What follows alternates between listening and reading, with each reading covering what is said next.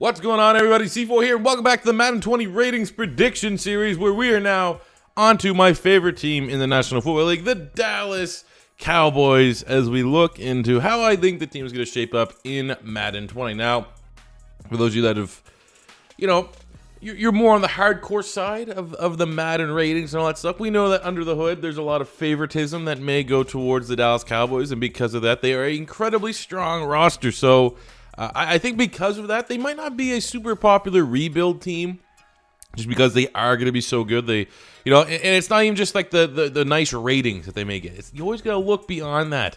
I think in terms of generous dev traits, you might find Dallas Cowboys get a couple more than other teams, but that's neither here nor there. I'm going to try my best to give you a preview and my predictions of how their team is going to shape up into the release of Madden 20. So at the quarterback spot, we're going to give Dak Prescott an 81 overall. And boy, oh boy, as a Dallas Cowboy fan, I hope he gets paid.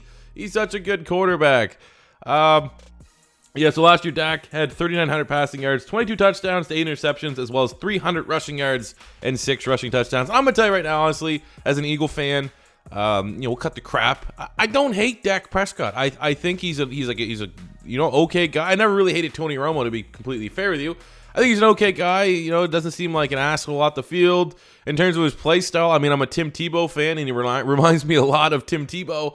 It's just, the debate between the two fan bases, which makes it incredibly annoying. There's no way, shape, or form that Dak is a more talented quarterback, therefore better quarterback than Carson Wentz. But that doesn't mean Dak Prescott sucks. I do think a little bit he's underrated because he is able to execute drives. And while, yes, he is very much a product of his environment. Yes, if there's no Ezekiel Elliott, I think that he is, bottom tier quarterback. But when he does have Ezekiel Elliott, you can't really fault him for having a great offensive line, Ezekiel Elliott. When everything else is going, he can move the ball and he can find a way for Dallas to put points up on the board. And that's a credit within its own self. So I think 81's a nice spot for Dak Prescott, but I will say, as an Eagle fan, I do hope he gets overpaid a lot. Running back, we have Ezekiel Elliott, who we're going to give a 92 overall last season, just over 2,000 yards from scrimmage, 9 total touchdowns. He's really, really good. And if he was smarter off the field, he'd be even better and would miss significantly less time. But really nice running back. We'll give him a 92.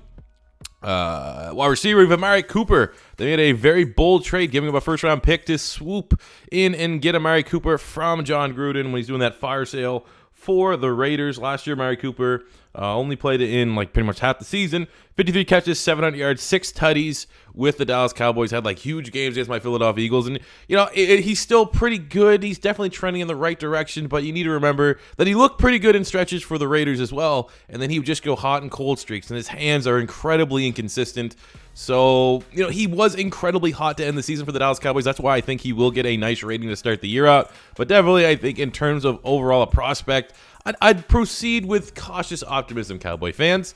They got Randall Cobb in as a veteran free agent from the Green Bay Packers. He's a 79. Michael Gallup, really interesting rookie. I'm going to give him a 77. At tight end, Old Man Jason Witten returns. I think he'll probably get 85, 84, something like, mid 80s, somewhere in that range. Even though we have no idea where he's going to be at athletically, you just have to assume he's still going to be pretty damn good.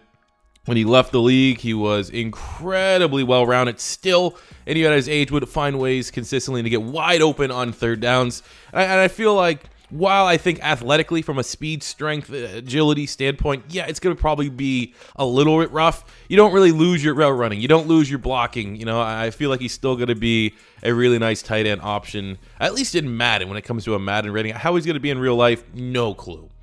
Offensive line, we have Jaylon Smith. We're going to give him an 88, one of the better tackles in football.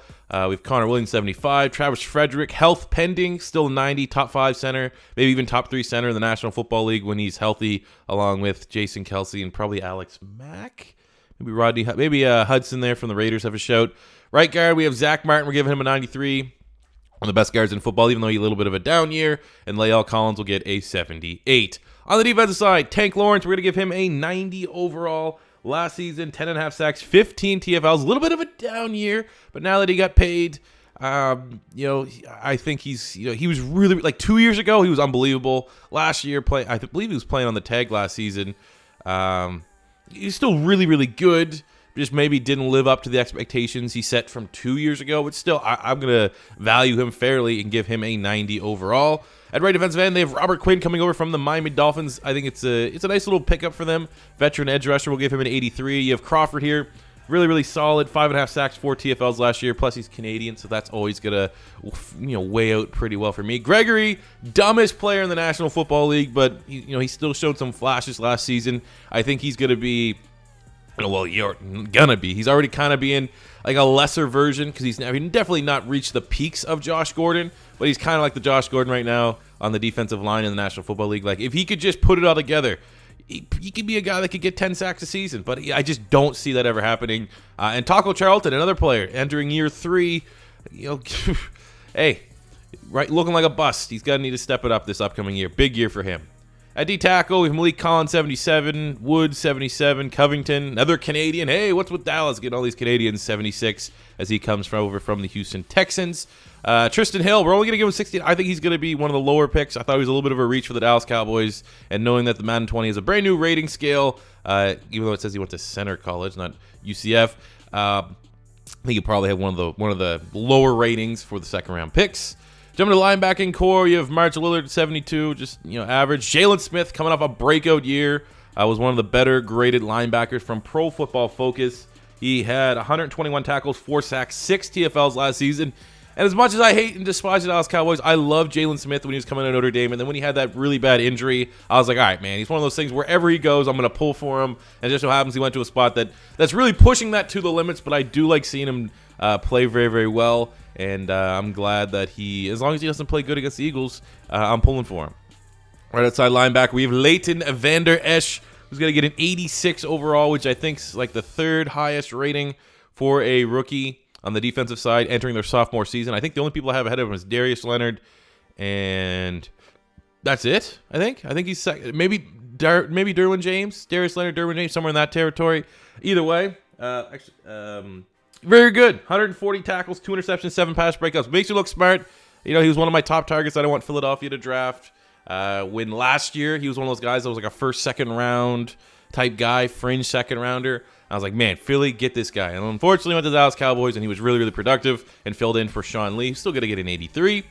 In the secondary, we have Byron Jones, who's a Pro Football Focus darling. Even though he had no interceptions last year, still had 14 pass breakups. Interceptions don't necessarily make a corner whatsoever. It definitely helps, but lockdown corners don't necessarily will always get interceptions. And Byron Jones transitioning from safety to a position that I think is definitely his more natural position was huge for the Dallas Cowboys, and see if he can build upon a huge year last season. And show it to everyone that remembers when I had him mocked in my final mock draft to the Eagles like 4 or 5 years ago. They got Chidobe Awuzie, he's got an 82, Anthony Brown, 81, Jordan Lewis, 77. Got a nice young secondary here in Dallas. At free safety, Xavier Woods, we're going to give him an 81 overall. Pretty decent season last year, graded out decently from Pro Football Focus. And then at strong safety of Jeff Heath, you probably want to sort that out. I'm going to suggest maybe making an Awuzie or a Lewis to one of those safety spots, and then just, having a really good secondary where, like, the average age is like 26. Maher and Jones make up a solid special teams unit, as that will wrap up the preview for my Madden 20 predictions for the ratings of the Dallas Cowboys. As always, if you agreed or disagree with any ratings you saw here today, let me know in the comment section below. First time stopping by, don't be afraid to hit that subscribe button, smash the like button if you enjoyed. And until next time, it's C4 saying peace out.